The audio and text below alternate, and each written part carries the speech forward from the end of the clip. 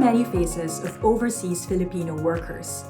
We see some of them on social media living their best lives, traveling the world and meeting interesting people from different cultures. But we also hear stories of sacrifices and hardships, of people working long hours and finding ways to fight homesickness. On today's episode, we will examine how millennial OFWs tell their stories and what we can do to better support our global workforce. I'm Nicole Corrado, and this is Meet the Millennials.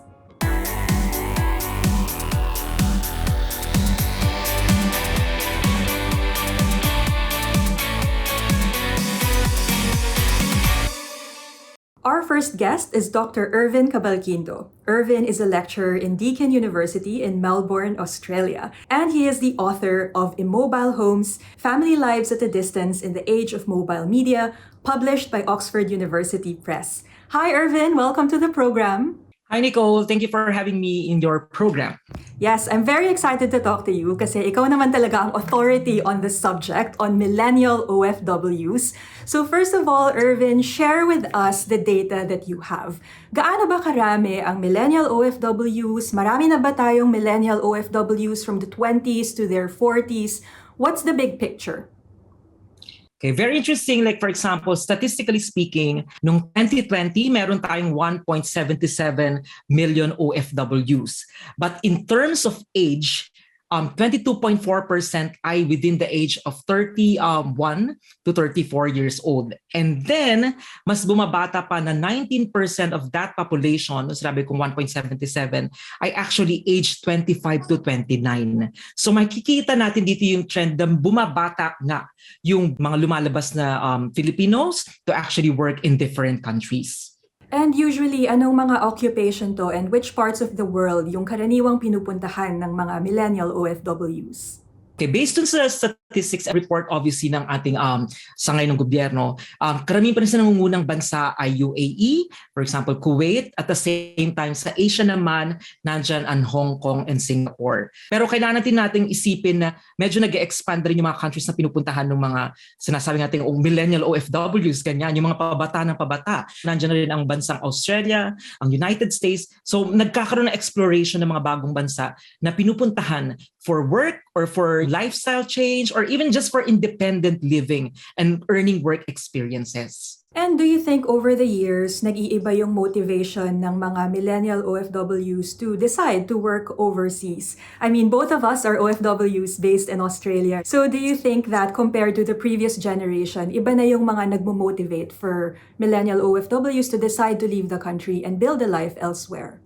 Yeah, pwede nating basahin na yung change of demographics perhaps ng migration ay nasi-shape siya ng class. Perhaps yung mga middle class ay nakakakuha ng scholarship sa ibang bansa, tapos eventually nakakakuha ng kanilang opportunities para magtrabaho at magstay, maging PR or citizen. Or yung iba namang millennials ay nag-explore ng professional work sa mga bansang hindi nagbibigay ng citizenship or permanent residency depending sa business or sa profession mo. Pero kailangan nating isipin yung pathway ng mga millennials ay very complex na rin. So, hindi lang sila, for example, nagstay sa isang bansa, madalas ay nagiging circular yung kanilang movement.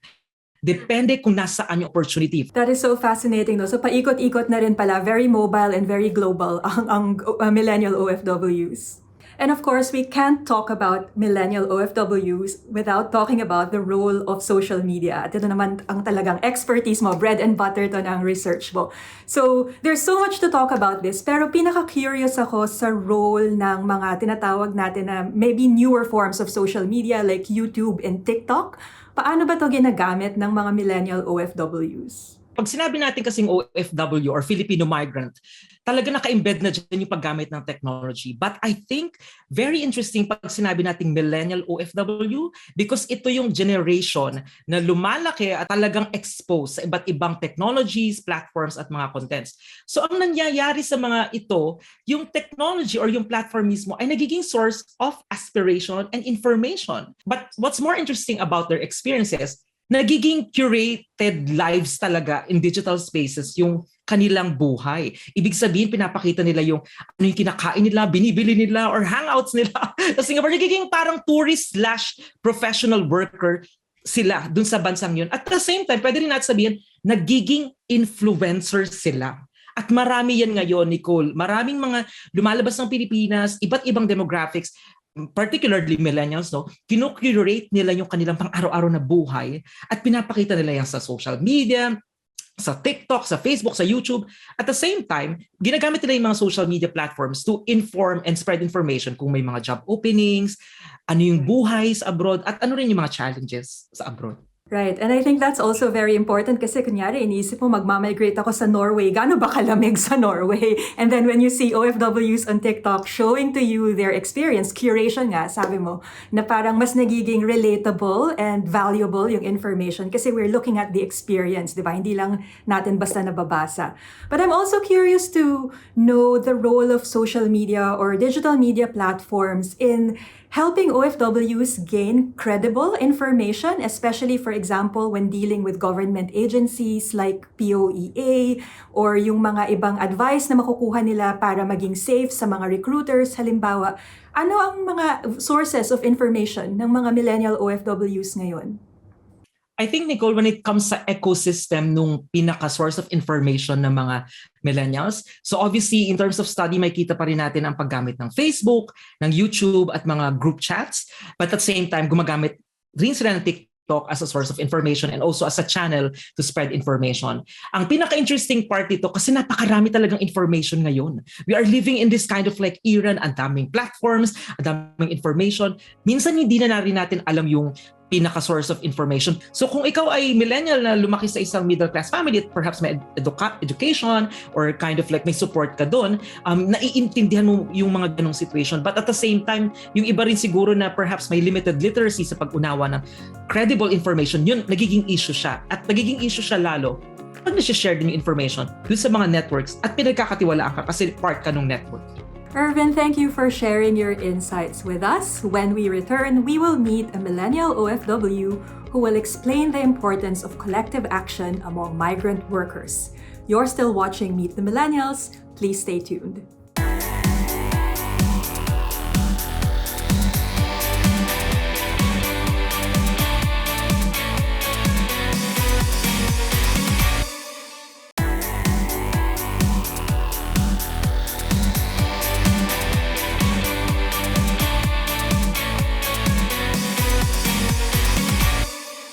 You're still watching Meet the Millennials, and joining us now is Rodney Keman. Rodney works in a manufacturing company in South Korea, and he's been based there for 16 years. Hi Rodney, welcome to Meet the Millennials. Hello Ma'am Nicole, annyeonghaseyo sa mga kababayan ko sa Pilipinas. Yes, finger heart sa lahat ng OFWs na naka-base sa South Korea.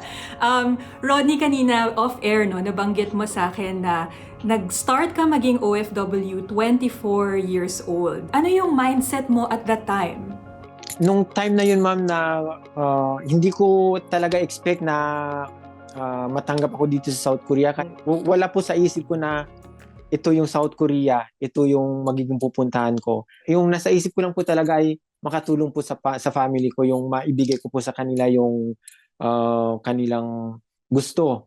Dahil nga po sa laki kami po sa hirap, kaya tumatak na po talaga sa isip ko na gusto ko po makatulong sa family ko. Kaya isa po itong pagpunta ko po ng South Korea ay malaking bagay po talaga ito na nakatulong po sa akin. Hindi lang po sa akin, maging sa pamilya ko po. Actually, ang gandang insight niyan kasi minsan merong impression na pag sinabing ang millennial na OFW, parang gusto lang mag-abroad, gusto lang to live the best life, di ba? Na mag-enjoy and to improve oneself. Pero yung kwento mo, parang parehas sa kwento ng mga mas nakakatandang OFW talaga na parang to sacrifice and give a better life to their family. And syempre, pag sinabing South Korea, ang nai-imagine natin, sobrang gandang lugar, yung mga napapanood natin sa K-drama. And of course, totoo naman yun. Pero syempre, may iba't ibang karanasan din at challenges na kinakaharap ang mga OFW dyan. And from my understanding, kaya ka nga rin naging very active, no, dun sa organization nyo. Tell us about your organization. Yung organization ko po ay samahan po siya ng mga EPS workers dito po sa South Korea. Ang tawag po dyan ay Filipino EPS Workers Association. Established po ito noong year 2006. Nung time po na higit na kailangan ng gabay ang mga kapwa natin na Pilipino, lalo-lalo na po yung mga bagong salta dito sa South Korea. Kasi nung time na yun, ma'am, hindi pa established talaga yung mga migrant center dito, na which is walang malalapitan yung mga Pilipino kung if in case na may mga problema sa trabaho. Kaya ang ginawa po namin, nagtayo po kami ng organization na more on counseling po ang ginagawa namin, at saka nagagabay po kami sa kanila para at least may masandalan po sila at maayos po yung buhay nila dito pagdating sa South Korea. So counseling, ano ba karaniwan yung mga problema na nilalapit nila sa inyo? For example po, yung mga problema sa sahod, problema po sa kapwa na trabaho. Kaya ang ginagawa po namin, pumapasok po kami na counseling para mabigyan po sila ng mga changes na ganito ang gawin. I-explain po namin sa kanila na unawain natin yung side ng mga employers natin, tsaka tayo bilang workers po. At very napaka-positive po ng response nila. Buhay na buhay po talaga yung bayanihan dito sa South Korea. Nako, napaka-sarap naman pakinggan nun kasi nga, syempre OFWs din ang magtutulungan overseas. Rodney, nabanggit mo rin kanina na active ka rin sa social media para gumawa ng mga videos na informative para sa mga kapwa OFW na nandyan sa South Korea. So, bakit mo to ginagawa? Sobrang laking effort nun mag-produce ng video para makatulong sa iba. Gusto ko po kasi na lahat mabigyan ng kaalaman yung mga kapwa natin Pilipino dito sa South Korea. Through this informative information, news, at kung ano man po yung latest, mas maganda po kasi na lahat po pantay-pantay sa ganitong kaalaman para at least hindi po mahuli yung mga kababayan natin. Right. No, Rodney, thank you talaga for sharing your story with us. Bilang pagtatapos, baka meron ka namang gustong advice na i-share sa mga OFWs sa South Korea at sa buong mundo. Unang-una po, gusto ko lang po iparating sa mga kapwa ko OFW dito sa South Korea na sana po maging matatag po tayo sa anumang oras. Magiging matibay po yung ating loob kung anumang problema natin kinakaharap. Lagi po natin isaisip na yung pagiging mapagtiyaga at masipag sa trabaho. Ipakita po natin yung ating kalidad ng serbisyo para at least angat po tayo sa mga ibang lahi. Hindi lamang pagdating sa trabaho, kundi kung ano po yung kaya nating maibigay. Like for example po sa ating mga kapwa Pilipino, na sana po ay buhay na buhay po pa rin yung ang pagkakaisa ng ating kapwa Pilipino. Hindi lamang po dito sa South Korea, maging sa buong mundo. Yun po. Alright, well Rodney, thank you for sharing your story with us. When we return, we will hear from a millennial OFW based in Dubai who wrote an open letter to fearless millennials. Please stay tuned.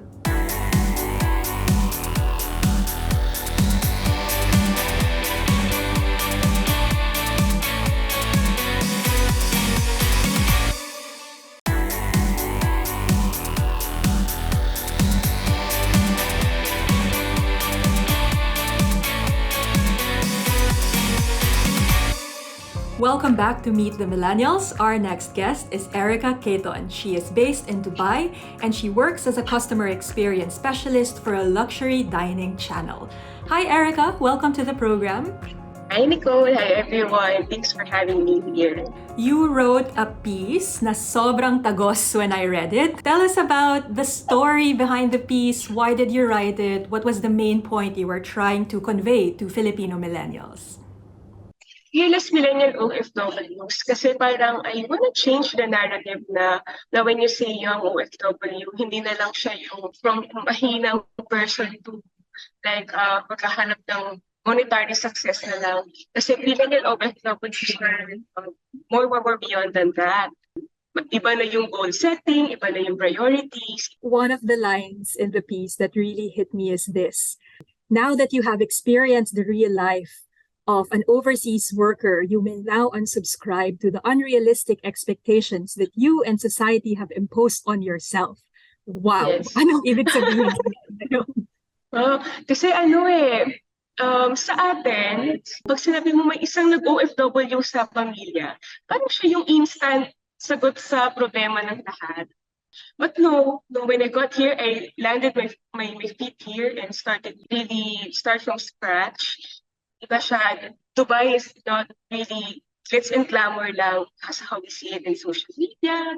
If you started to work overseas, you have to accept that you have to start small. You have to start your way, building your career path. So when you decided to work in Dubai, ano yung mindset mo at that time? Were you also prepared for, in a way, a tough life? Na yun nga, like what you said, it's not glitz and glamour, hindi ginto everywhere, right? Yes, How did you prepare? correct. My 24-year-old self back then, kasi 3 years na ako dito sa Dubai, parang I want to challenge myself na to move out of my family's house, to stand on my own feet, to be independent. And mindset is talagang alam ko na my lifestyle will change. I have to adjust. I have to, nandito ako sa isang country na ibang-iba yung nakalista back home. Of course, may culture shock kasi multi-races yung nandito sa UAE. Pero marami namang Filipino communities here in Dubai, kaya parang there's a part na parang very Manila lang yung feeling. Right. And I think what's really fascinating about your perspective is talagang committed ka to challenge the impression that OFWs are big earners, di ba? Why do you think it's important to challenge that stereotype? The reality is, talaga namang medyo napag-iwanan tayo back home in terms of, let's say, yung ng salary. Iba kasi, iba talaga yung earnings kapag you shifted abroad eh. But of course, iba din yung gastos. Iba din yung expenses. For me kasi, ayoko kasi sa mga millennials na nanonood sa akin, like I don't want them to pattern their lives or their dreams sa ginawa ko. If you want to be an OFW, it's really a decision that you have to make. Or if you wanna jump to the decision, kahit half-hearted ka, it's something that kailangan i-instill mo sa isip mo na I'm gonna do this, I want this. Hindi dahil ginawa ng iba. It's nice to be inspired, pero please don't pressure yourselves na kailangan, ganun din ako.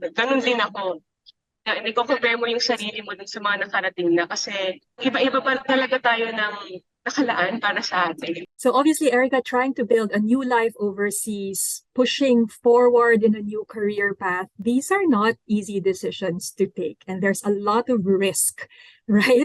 That's part of this journey. So can you explain to us where this appetite for risk-taking is coming from? We millennials are very, talagang brave, talagang go-getters. Talagang if the opportunity opened, if the opportunity came, talagang grab and parang wala na yung fear to, at least for me, wala na yung fear what I'm gonna be leaving behind. Ito yung gusto ko, ito yung goal, pinipicturize ko siya, and these are the steps that I have to do to reach that goal. Kumbaga, hindi na siya yung come what may kind of thing. Hindi na siya yung, kumbaga parang talagang buo yung loob, buo yung isip to get the goal. Yun kasi yung drive eh. Yun yung drive na masasabi kong that keeps me going. And of course, I love that you emphasize the diversity of the OFW experience, but based on your observation, how would you describe the modern millennial OFW today? The modern millennial or OFW today, very resilient, but knows how to pinpoint accountability. Kasi hindi na siya yung resilient na nag-TTS lang.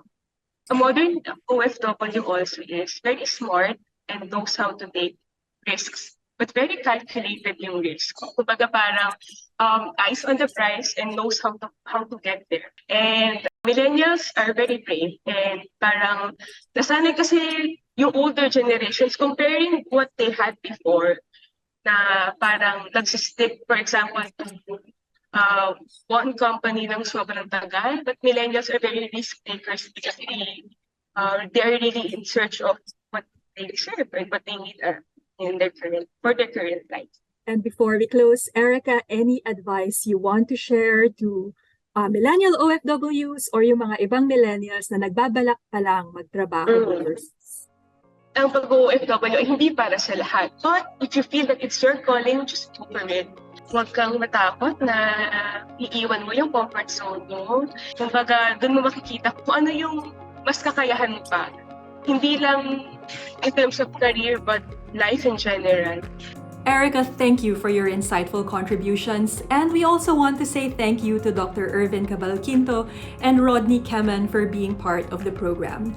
I think this episode truly highlights the different faces of millennial OFWs and the stories that bind us together.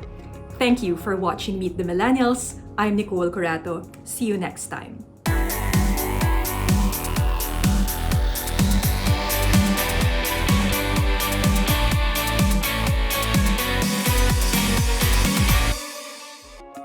This episode of Meet the Millennials is presented to you by Sunmig Light.